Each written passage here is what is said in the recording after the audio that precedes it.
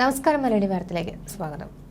Hema committee റിപ്പോർട്ടിന്റെ സ്ഫോടനാത്മകമായ വെളിപ്പെടുത്തലുകൾക്ക് പിന്നാലെ മുൻ ചലച്ചിത്ര അക്കാദമി ചെയർമാൻ രഞ്ജിത്ത് അയച്ചുവെന്ന് പറയപ്പെടുന്ന വിവാദ ഫോട്ടോയെക്കുറിച്ച് പ്രതികരിച്ച നടി രേവതി.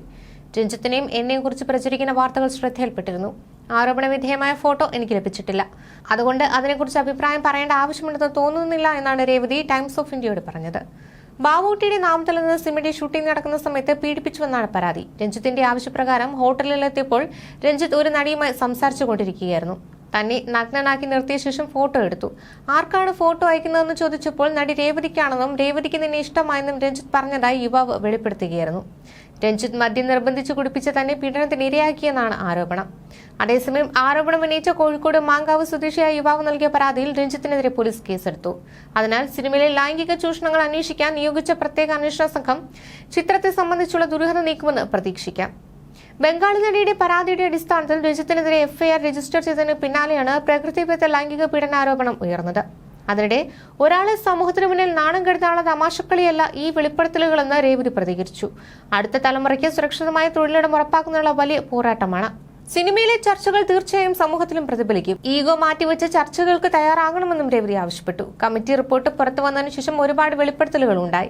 ഈ ആരോപണങ്ങളുടെ നിജസ്ഥിതി അന്വേഷിക്കണം. ആരോപണം ഉന്നയിക്കുന്നവർക്കെതിരെ സംഘടിത ആക്രമണം നടക്കുന്നുണ്ട്. സ്ത്രീകൾക്കെതിരെ സ്ത്രീകളെ തന്നെ ഉപയോഗിക്കുന്ന രീതി പണ്ട് മുതലേ നാം കണ്ടുവരുന്നതാണ്. അതും ഇവിടെ തുടങ്ങിക്കഴിഞ്ഞു. മറ്റുള്ളവരെ സമൂഹത്തിന് മുന്നിൽ നാണം കെടുത്താനുള്ള വെറും ഒരു തമാശയല്ല ഇത്. അടുത്ത തലമുറയ്ക്ക് വേണ്ടിയാണ് ഈ പോരാട്ടം. സിനിമയിലെ ഈ ചർച്ചകൾ തീർച്ചയായും സമൂഹത്തിലും പ്രതിഫലിക്കും.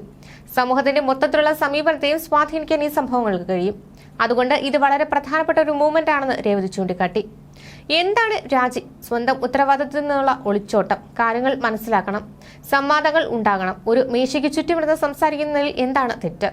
എന്തിനാണ് ഇത്രയും ഈഗോ? സമൂഹത്തിന് മുന്നിലാണ് പ്രതിച്ഛായ ഉള്ളത്. ഞങ്ങൾക്കിടയിൽ അതില്ല. ഞങ്ങൾ സഹപ്രവർത്തകരാണ്. ഈ പ്രതിച്ഛായ സഹപ്രവർത്തകർക്കിടയിലും വേണോ? ഒരുമിച്ചിരുന്ന് സംസാരിച്ചുകൂടെ? ഇൻഡസ്ട്രിയുടെ ഉന്നമനത്തിനാണ് ഈ സംവാദങ്ങൾ. എനിക്ക് വ്യക്തിത്വം നൽകിയത് ഈ ഇൻഡസ്ട്രിയാണ്. എല്ലാവരുമായും എത്ര ഗംഭീര സിനിമകൾ ചെയ്തിട്ടുള്ള വ്യക്തിയാണ് ഞാൻ. പിന്നെ എന്തിനാണ് ഈ ഇമേജിനെ പേടി?